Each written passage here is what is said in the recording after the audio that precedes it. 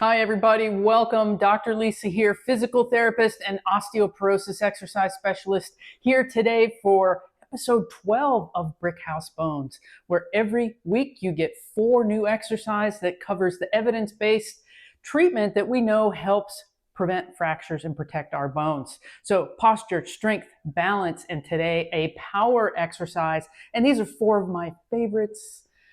They're all my favorites. You know that by now. Anyway, these are really, really good ones, really approachable for almost any level. As always, listen to your body and do what's safe for you and get expert guidance if you need it. All right, welcome. If you're new here, welcome to the Brick House Bones family. And I have a quick question for everyone watching, just really quick. Have you had a fracture related to your osteoporosis yet? So in the comments below, say fracture or no fracture. And if you have, tell me a little bit about it. I'd really like to know. Okay, here come our 4 exercises. This won't take long. Please watch to the end so you get each new exercise for you. First one is a wall slide with an arm reach. So you will get relatively close to the wall. I'm about 6 inches away from the wall. I have my thumbs pointed out, my little finger side of my hands on the wall, and my arms are about shoulder width apart. I'm going to slide up the wall until I reach the end and then lift the arms straight off, squeezing the thumbs back to the wall behind me, and then release them back to the wall and slide down. Now, it is not a reach and a back bend. We're not back bending, so we're holding the core tight, keeping the ribs pulled down, bracing through the middle body, protecting our spine there. Reach, reach, lift off. So it's all coming through the shoulders and the upper back and lower down. Notice my eyes are level, I'm not reaching with my head. Reach, lift, squeeze, release, and lower down. 10 repetitions here of really good form, tall body, eyes level, keeping the spine nice and still, keeping the belly button gently pulling in and the pelvic floor gently lifting up. So 10 of those wall slide with a lift off. All right, that's a great posture exercise that you can do at almost any level. Now the next is our balance exercise, and we're going to be challenging the limits of stability. That is, how far can you reach without losing your balance? Because often we lose our balance as we go to get something and we don't quite have that stability there. We're going to be working forward limits of stability, and I'm going to start with my feet side by side, pretty close together, and I want to know if I can still touch the wall without losing my balance. And I can. So I'm going to eke myself back a little further, and that's a lot more challenging. Now I'm going to come back maybe 1 more inch and reach with just one arm. So now we know I have, what's most realistic is that we're going to be reaching with one hand at a time. Still need to come back a tiny bit further to feel like I'm really challenging.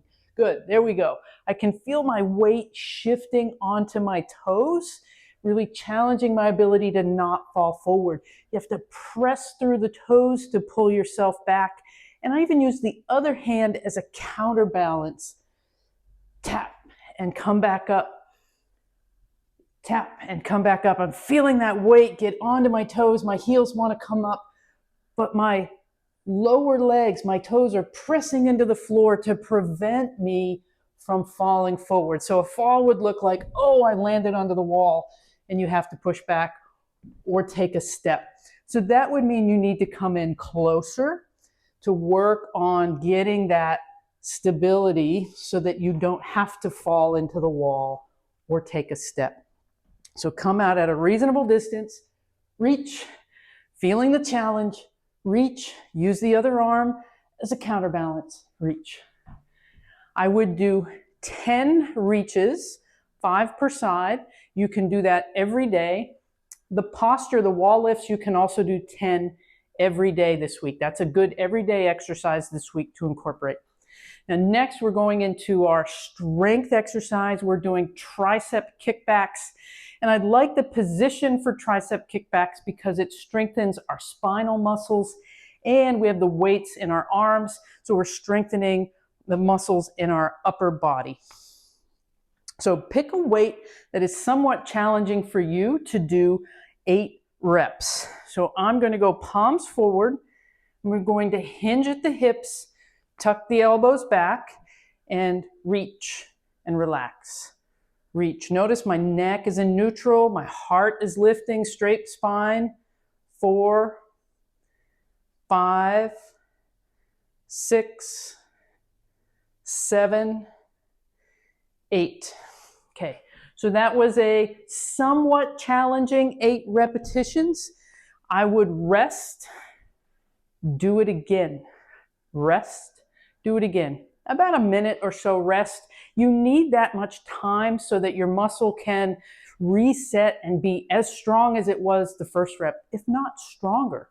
So the rest period is important. I wouldn't just take 5 seconds or 10 seconds. You need a little bit longer time to rest between sets.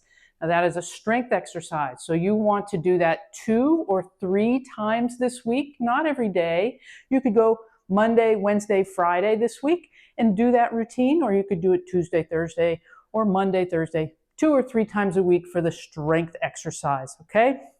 Up to 3 sets of that exercise. All right, the last one is one of my favorite exercises of all time.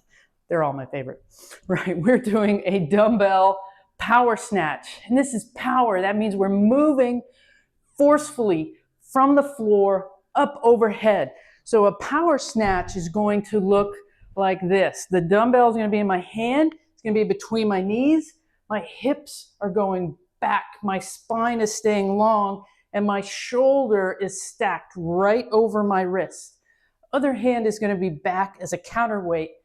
Drive through the legs. Notice my arm isn't doing anything yet. Drive through the legs. Snap the hips forward. Draw the weight close to the body and overhead above the shoulder. So we're stacked from the wrist to the elbow to the shoulder. This is an explosive move. Ground reaction forces. You will feel powerful when you do this. That's why I love this exercise. So it's okay to start with no weight, 1 pound, 3 pound, do whatever feels safe. If you've never done this move before, start with a really light weight or no weight so you get the feeling and this sensation. My feet are a little bit wider than my hips. I'm hinging my hips back with a straight spine, weights right between my knees, hand is right below my shoulders. Drive through the legs, keep the weight close to the body, snap it overhead. 2, 3, 4, driving through the legs. 5, 6, 7, 8. Then we would repeat on the other side. Now, mistakes that people make is they try to lift before the legs. So they're here and they're lifting and then snapping the legs. The legs initiate the movement. So snap and lift. The other mistake is taking the weight out here. So we don't want the weight to come in an arc. It comes straight up and snapped over. And when you're reaching overhead, we don't want the weight to end up out here. It stacks right on top of the shoulder so that the arm is almost close to the ear. So arm back, snap, snap, snap. Power snatch. Should say snatch, power snatch. Very fun exercise to get good at, to feel that speed and power and explosiveness in your legs and your arms. And I don't care how old you are, it feels good to be able to move with a little speed and intensity. All right, thank you so much for joining me. I would love your feedback. Tell me what you want to see next. Namaste.